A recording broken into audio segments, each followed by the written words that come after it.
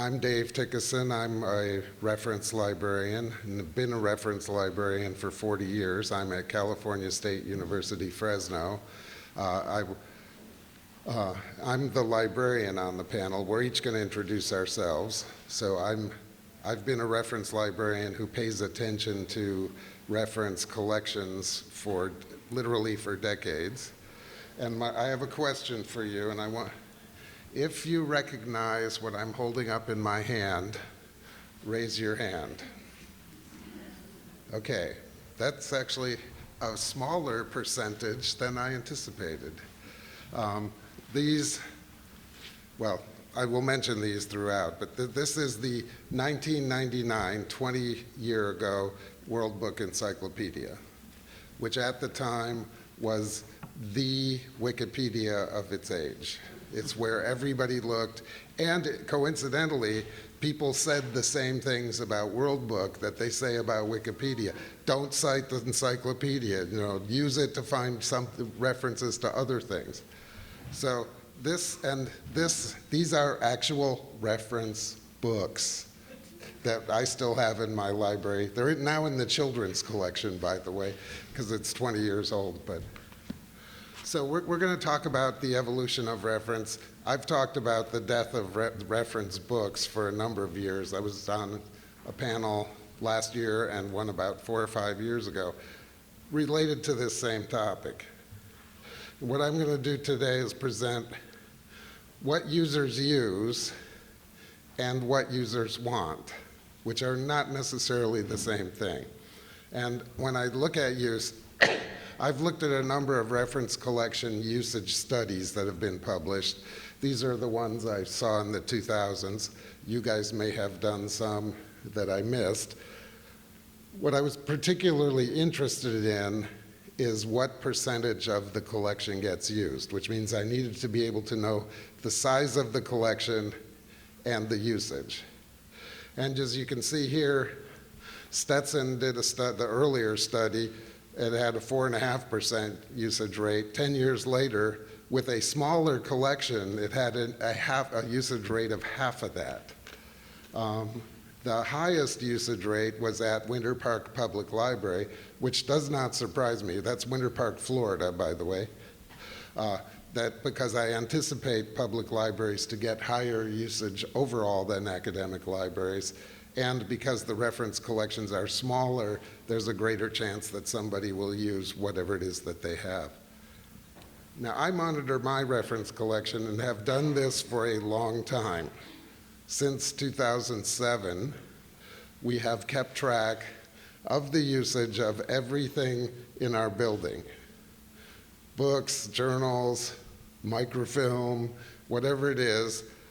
If it's used, it gets counted. And all of our books are RFID tagged now, so it's very easy. You do that and it counts the use.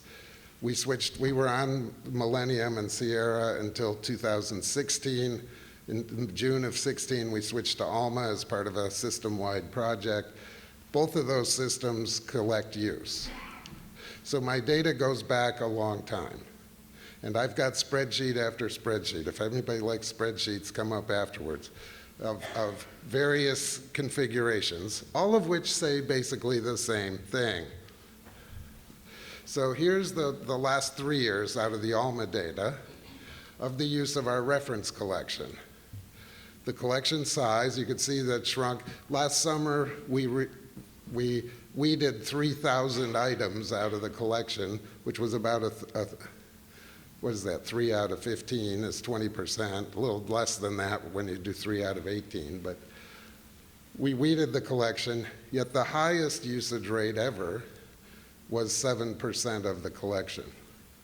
And we opened a new library in 2009, so 10 years ago, and I, at the time, was the associate dean and insisted that the count use be the routine throughout every department in the building, and to my delight, people still do that. So, I trust that that data is accurate. We also circulate our reference books. We've done that since 2007. because my thinking then was, well, nobody's using it when it's sitting here on the shelf, so if somebody wants it, let them check it out and use it. You know, that's better. And so this is the combination of in-house and circ data. But reference collections, we all have reference collections. They're all very similar, but have different components. One component of ours is we have what we call the hot topics collection. Those are the opposing viewpoints and similar series, which even though we have them online, we also continue to get the print copies because our students like to check those out. So, and not everybody would consider those reference books. So if I take those out, our reference collection usage drops to this, which is about half. So half the use of our collections is the hot topics. The other half is everything else. And so, you know, and I got to admit that's not much usage. About 4 to 5% of the collection get used. The other thing that I didn't mention is that these are not annual figures. These are cumulative figures over perhaps a period of 10 years, depending on how long we own the item. So you can reduce it even further by the fact that this is not 500 uses per year, but excuse me. I will retract that. No, these are the annual figures. But the cumulative figures also show low use. Now you might think, well, publishers like these guys don't make many new reference books, and people like new things, so they might not use them because they're old reference books. So I took a look at reference book publishing over the last decade, and out of the Bowker Annual, now the Librarian Book Trade Annual, I have references at the end of the slides. The number of reference books published as defined by the people who do that resource, and the percent of the publishing market. And you can see that reference is about 0.4% in the last 3 years of the entire publishing market. So reference is a very small genre, and even a decade ago it was twice that, but twice that is still less than 1% of the publishing market. So there's never been a whole lot of reference books published, so I don't think that's the reason they're not being used. Now, one reason they might not be used is we also have ebook reference books. We have Oxford Reference Premium and the Gale Virtual Reference Library. We subscribe to both. So here's the usage data for the last few years of our Oxford collection. And the size, I know what the size is right now, which is 541 titles. I don't know what it was last year or year before, so I'm guessing. But you can see the number of items, titles that were used, and the number of usage. The use is actually pretty good, especially compared to the print book usage, but still only half the titles seem to be used. For Gale, similar things, and I was looking at this morning and I realized we have 1,017 titles in the collection right now, and obviously if 1,116 were used last year, they had more titles than that. I don't know why we don't have now what we had last year, but you know how these things go up and down as licenses expire and all that. But here's the usage of the Gale, much higher than the print book usage, but still far lower than I would expect for people looking for reference information. And we also have the Gale opposing viewpoints. This is the Hot Topics online, and you can see that it also gets used. In last year, there must have been an assignment to jump the usage by almost a factor of 10, but I'm happy to see that our students are using those. But the usage rate this year, now this year's not over, I get that, but this data is as of like last week, so it's 10 months out of the year. A 254 out of 1,300, that is a pretty small percentage of the collection that was used, but a much higher percentage than the reference collection as a whole. So what is it that people really use for this kind of information? Well, you're gonna know what it is. Those are the two most popular reference sources, Wikipedia and Google. Wikipedia, in its short history, has been used more times than any English language encyclopedia ever published since Britannica started in 1776 or whatever, it's around then. Wikipedia is used more every day than our reference collections have been probably in the entire time our university has existed. That has become, Wikipedia is today's World Book. Why? It's free, it's fast, it's up to date. You know, Prince and Michael Jackson are both still alive here. You know, it's up to date. It covers far more subjects. Is it the perfect source? Of course not. Neither was this. So that's what users are actually using for reference information. And I don't think that's a surprise to anybody here. But there's sort of a revolution starting to occur, which makes me feel very positive about reference information. And Oxford did two white papers. One is navigating research, and the other is pathways to reference. For full disclosure, I was sort of a consultant. I got to help them design the study and read all the rough drafts, which was a great opportunity, by the way.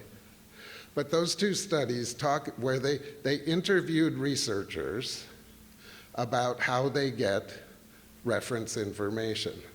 In the first one is US and UK, the second one goes global. And what I really like about that study are the quotes. So I have several quotes here. This is a faculty member in the UK. What does he use? Google and Wikipedia. And he uses it the way I recommend people use it, starting points that lead them elsewhere, just like this. Here's a quote from a doctoral student here in the US, and this is talking about Google and Wikipedia. That there's one place, that's what he or she is talking about. This is an undergraduate student. I'm looking at the wrong slide. I can see the next slide. I'm reading. Yeah, there's one place you can start, Google. Here's the doctoral student. Google's a really quick way to get information. And it's a starting point, discovers language, subject terms, keywords to use in the library databases. So the library databases are actually mentioned, but Google is the starting point. And then here's an undergraduate student here in the US who is wishing for something in between Wikipedia and the research article level. That sounds awful lot like a subject encyclopedia to me, and I know some people who put out a whole bunch of awfully good ones, but obviously the student is not aware that this kind of thing exists, which is sitting unused in all of our reference collections all the time. And then this one was my favorite quote of the whole project. It's a master's student here in the US. So master's, an educated, advanced student.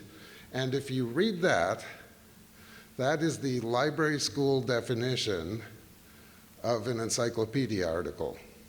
And this person is wishing that these things would exist. And so that person needs this. Here's my references. Damon's going to take it from here. But I see the use of reference is dismal. The desire for reference looks strong. How can we bridge those 2 points?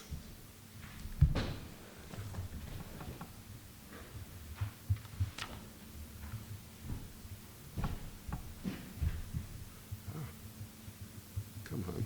Oh, I'm hitting the wrong one for you. Sorry. Notice our slick interplay here.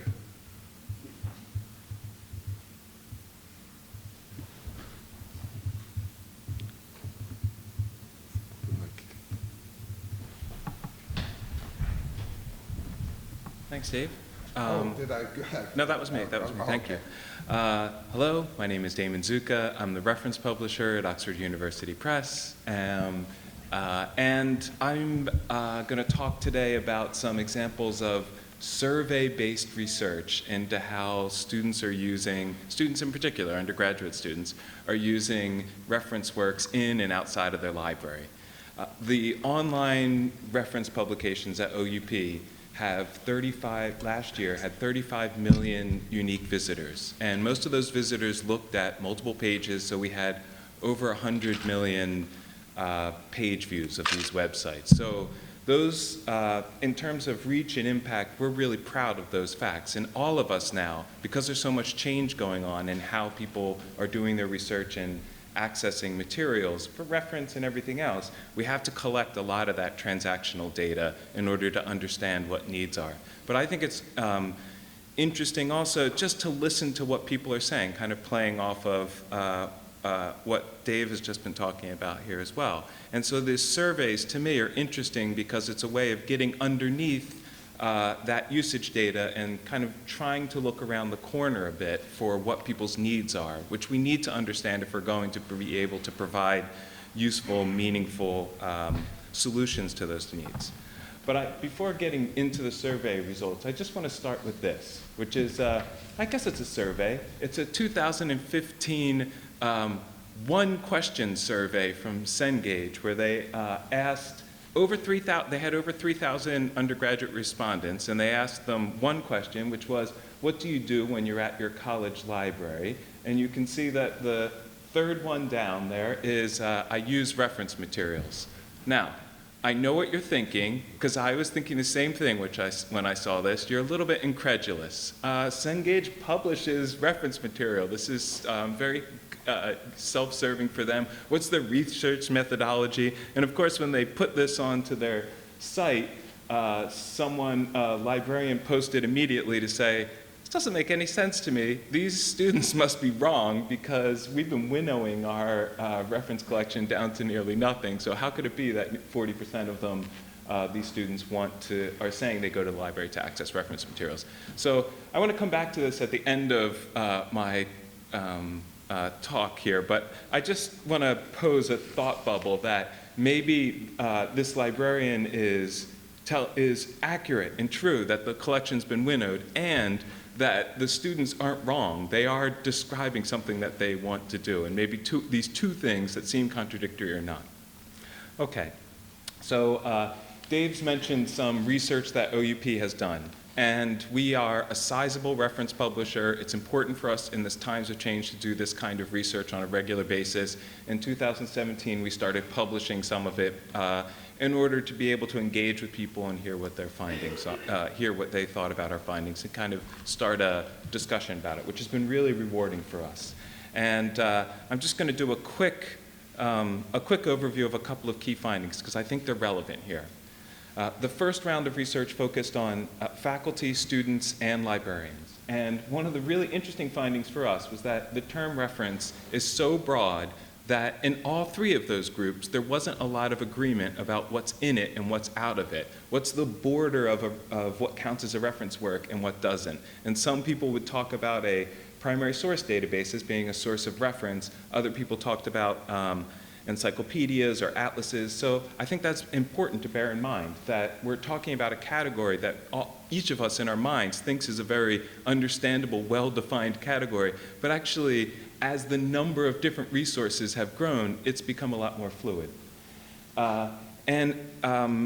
As Dave mentioned in his presentation, we did hear a very students describe a really specific need that they had for summary information, contextual guidance. I get stuck at the beginning. I go and I see lots of primary research writing. I'm just not sure how to get into it. So they're describing a reference use case but not necessarily with the words that we would use for it. And then the last point from that first round of research, which we all know, is discoverability is essential. And faculty and students both, if they can't find something quickly, they go and look somewhere else. And so that's a really big challenge for all of us to be able to meet that.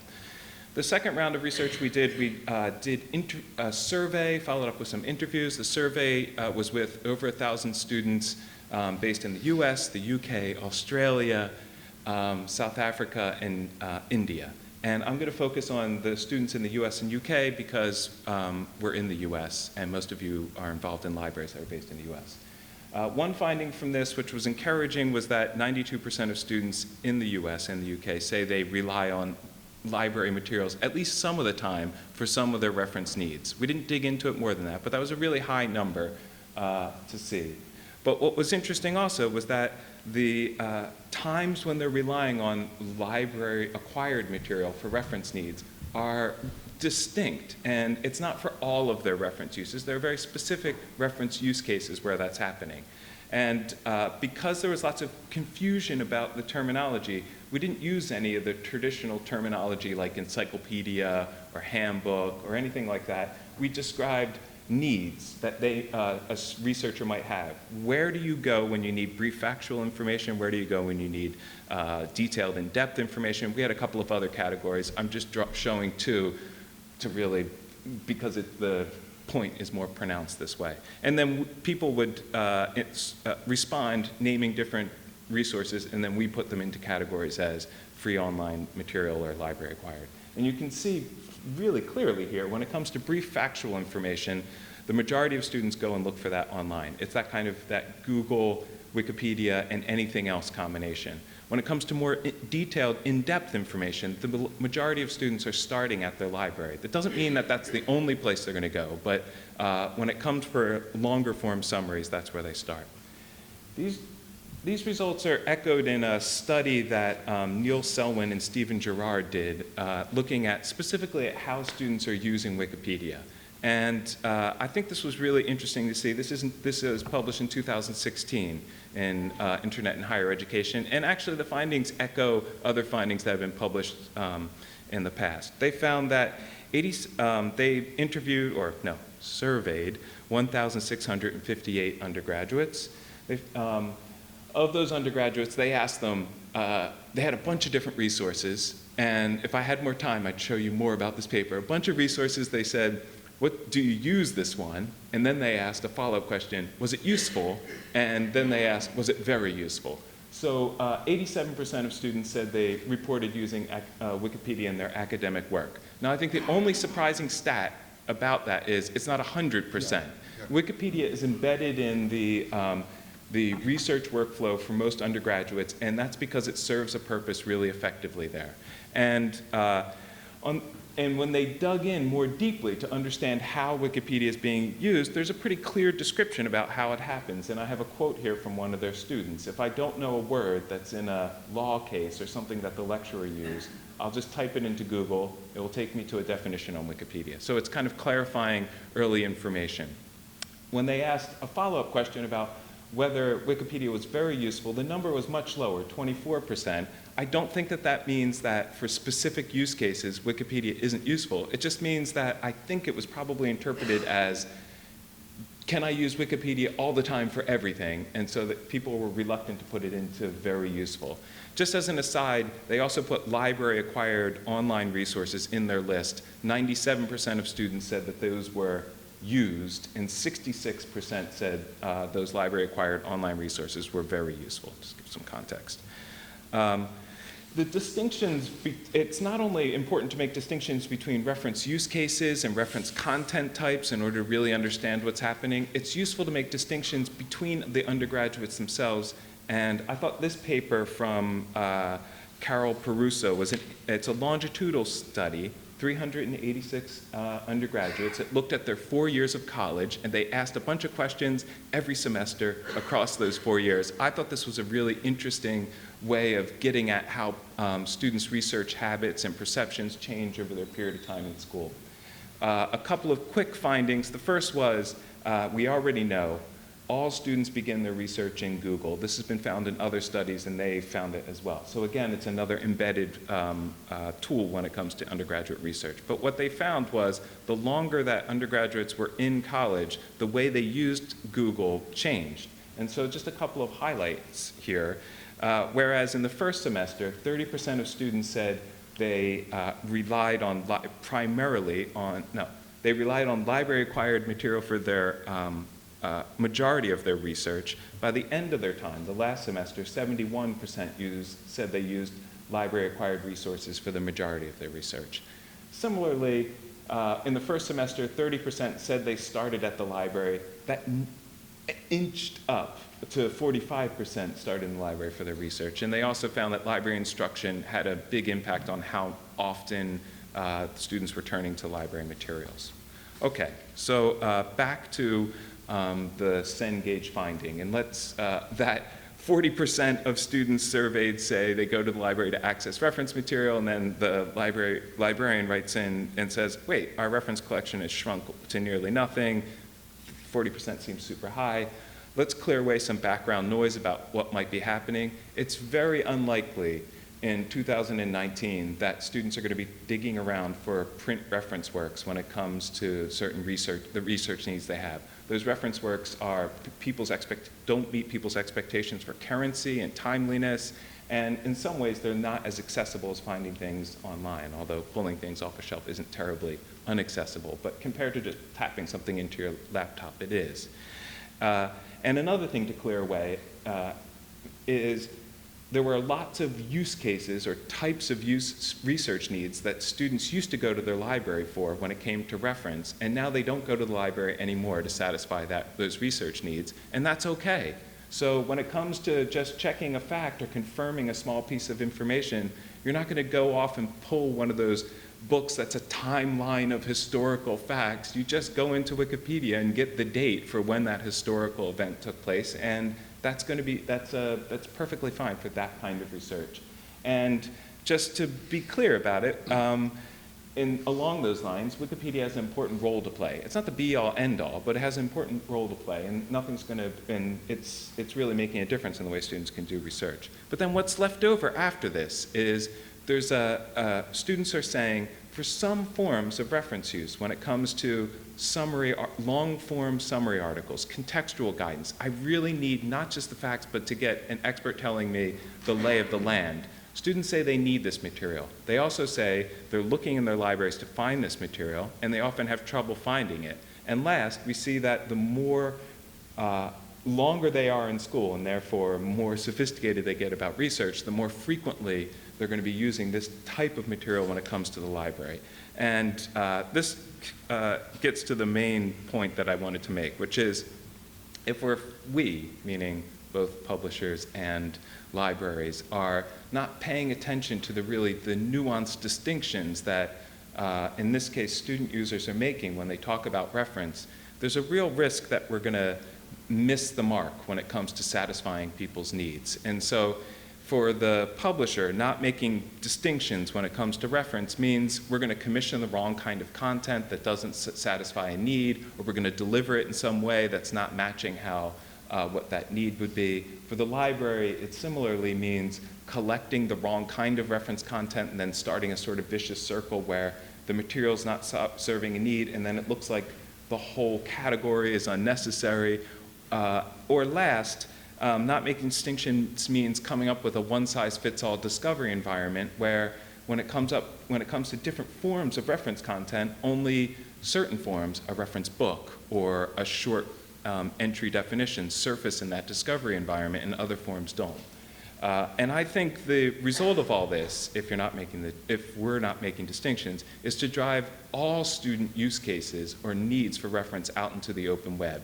And that, I think, would be an unfortunate thing to do, because it means that we're losing the benefits that come from library intermediation as a curator of content and providing a safe material that's reliable, and also through instruction. And when it comes to this kind of longer form reference that students say they need, that's the kind of thing that's really difficult to judge whether or not it's reliable or not. And it's easy to fall prey to misinformation.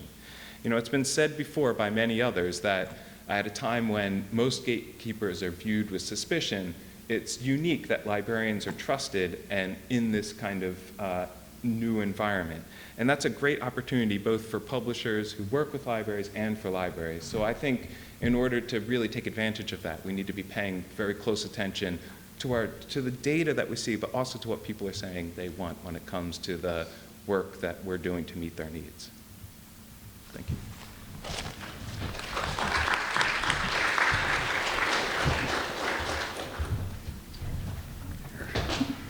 Switch over. Where's the mouse? Oops, where did it go? Say a second. You are right there.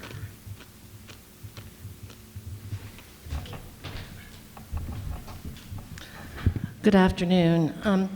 I'm Catherine Earle. I'm the Managing Director of Bloomsbury Digital Resources. Just use the arrows. Okay. So I thought it might be useful to give you a little background on Bloomsbury because we haven't been around quite as long as OUP. We started as a trade house 35 years ago, and we're best known as the originating publisher of Harry Potter. And then in 2008, Bloomsbury decided to counterbalance some of the vicissitudes of trade publishing. Also, there was some concern over how long, the Harry enterprise would be sustainable. Harry, it must be said, has proven remarkably resilient. But in 2008, we announced that we were going to be building an academic division. We've grown largely through acquisition, and right now it constitutes approximately 25% of global revenues. We've produced large-scale digital resources for the academic community since 2010 when we launched the Berg Fashion Library, and shortly thereafter we launched the Churchill Archive, Drama Online, and our own ebooks platform, Bloomsbury Collection. And then in 2016, Bloomsbury announced that it was going to consolidate activity around this area of the business because we've been managing these projects in sort of separate silos, and also strategically it made sense to be moving forward digitally within this space. So we've consolidated around successes in the area with the development of a digital resources unit. So I got my current job in September of 2016, and one of the first things I wanted to do was create infrastructure around all areas of the business. But today I'm going to talk mainly about new product development. Just a little bit more context, what we're producing mainly are subject-specific hubs for particular areas. So it might be design, it might be cultural history, it might be food. We're really particularly strong in the visual and performing arts. One of the things I really wanted to do was make decisions that are evidence-based and data-driven. So we set about developing a whole suite of documentation around how to have a very rigorous process with respect to new product development. And one of the reasons for that is because, well, the main driver is that these products are extremely expensive to produce, and they're also very labor-intensive. So, they can cost hundreds of thousands. So we really need to be careful about getting it right. So for a project to be green-lighted, we do extensive qualitative and quantitative outreach to both librarians and academics. Part of the research I'm going to be presenting asks both groups to rank product types, so reference monographs, pedagogical tools, images, video, textbooks, you name it. Our long-term aim, at least when we started out with this project, was to aggregate this data so as to be able to develop a coherent set of valuation criteria that would enable us to benchmark the likely success of a new product. Today I'm going to present an overview of findings and pose questions about product category labels in the digital age. But before I move on to that, I wanted to pause to consider how we operate as stakeholders in the information supply chain. Publishers are very attached to what we call product categories, and there are really very good reasons for this. Historically, product categories, certainly within the print world, defined how a content item would be priced, discounted, packaged, and consumed. You get it wrong at your peril. You really, really have to be careful with product categories, and they're pretty inflexible. I won't go into details, but suffice it to say that they're determinative and deeply embedded within the culture. And I suspect that product categories are no less important for librarians. So if I say to you, do you value handbooks, for example, everyone will have an opinion, and our research shows that handbooks are indeed highly valued. So our findings from our outreach, our new product development outreach, and it's important to remember that these are, when we're doing this outreach, we're focusing on a particular subject area, whatever that subject happens to be. All Bloomsbury products draw on reference content, but not all of them do, but many of them do. And in fact, a lot of them have reference at their heart. Our research is qualitative and quantitative, as I mentioned, and findings largely dovetail with OUPs. A key difference is, again, that our research is product-specific, and also most of the outreach that we've done has been to academics because of the subject expertise. So in aggregate, we've surveyed 319 academics and 66 librarians to generate quantitative data, and we've also interviewed 56 academics and 39 librarians. And these interviews are about an hour long, so they're fairly substantive. After showing you the results, I'll briefly talk about how that plays out with respect to usage in a case study. So this slide shows content rated, sorry, it's quite small to see, I realize, content rated important and very important by academics and librarians. And from left to right, it's reference, ebooks, multimedia, and study resources. We actually have quite granular data on this, but we've aggregated within these categories. So for example, reference will break down into various types of reference. In total, if you look at the responses of academics and librarians, reference as a category performs really well. It's actually the strongest category, with 76% of respondents rating it important or very important, compared with ebooks at 70%, multimedia at 62%, and study resources at 55%. If you break this down between academics and librarians, academics rate all categories slightly higher than librarians, although the differences are small. So with respect to reference, 78% have rated reference as very important or important, compared with 74% of librarians. Qualitative feedback also supports the value of reference, and I won't read these out, but I'll just say that if you look at the second quote down, this is a typically very positive quote for reference, and it's fairly standard. Students need to be able to gain an overview of topics and areas that they're unfamiliar with, so reference has a real value.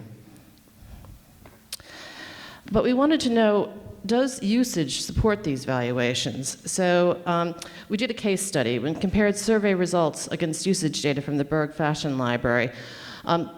Berg Fashion Library was chosen because it's our oldest resource, but also because it's very strong on both reference and ebook content, and it's been around for a long time, so it's got a very stable user base.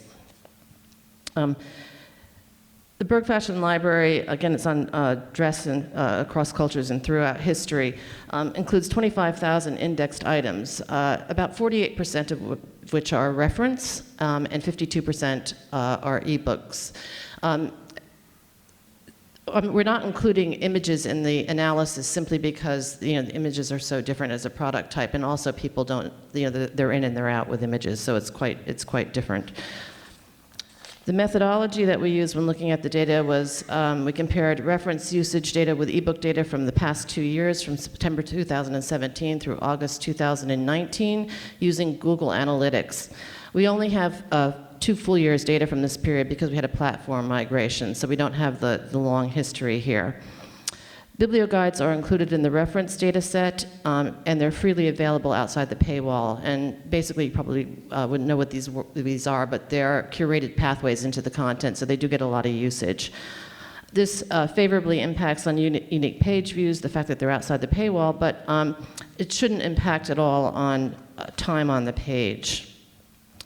And our findings are that reference unique page views roughly align with the size of the content set, so 47% of page views compared to 48% of the content set, so there's no news there really.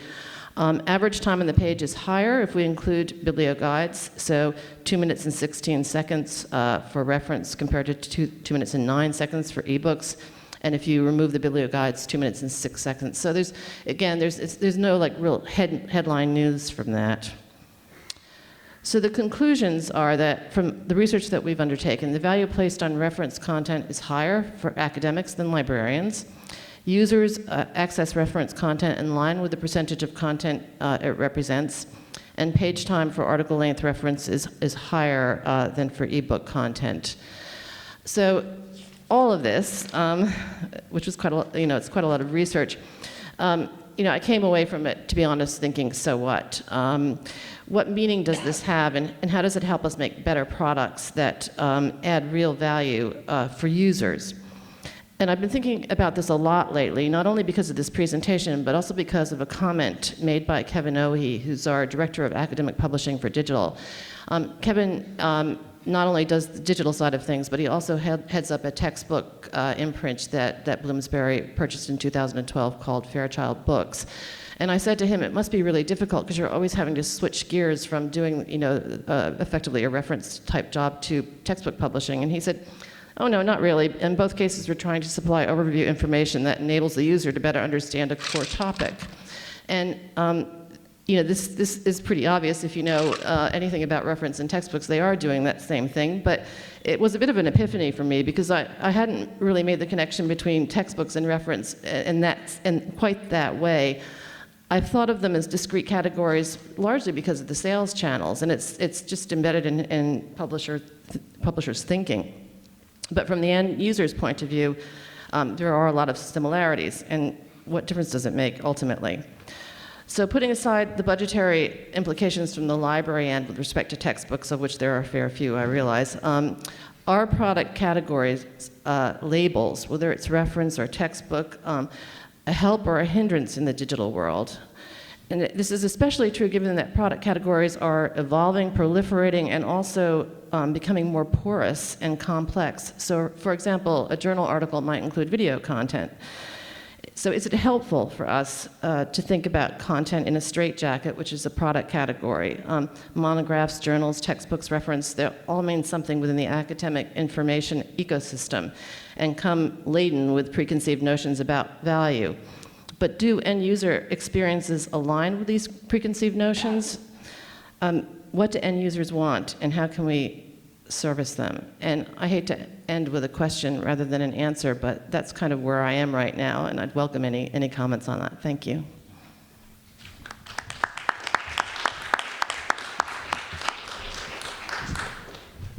Now we're prepared to take questions. We have a little bit of time left, a few minutes, so anyone with any questions or comments about reference materials, publishing, the weather.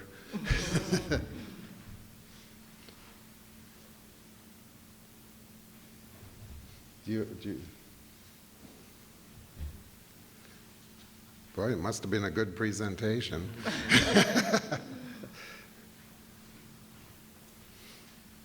Well, I'll comment back to how I ended, that I'm hopeful that researchers, students, have identified for themselves the need for summary information sources that are better than what they currently know about, which is Wikipedia and Google. And I see, as reference publishing goes from this, which was my favorite reference tool as a child, to the new technologies, and you've all put your stuff in ebook form and that, but I think we're hit the point where it's going to transcend that into some sort of resource, and the Oxford Research Encyclopedias are my favorite example of that. It's a combination reference and research and article tool that puts that all together, but at a level for the student to really learn from it what the discipline is doing.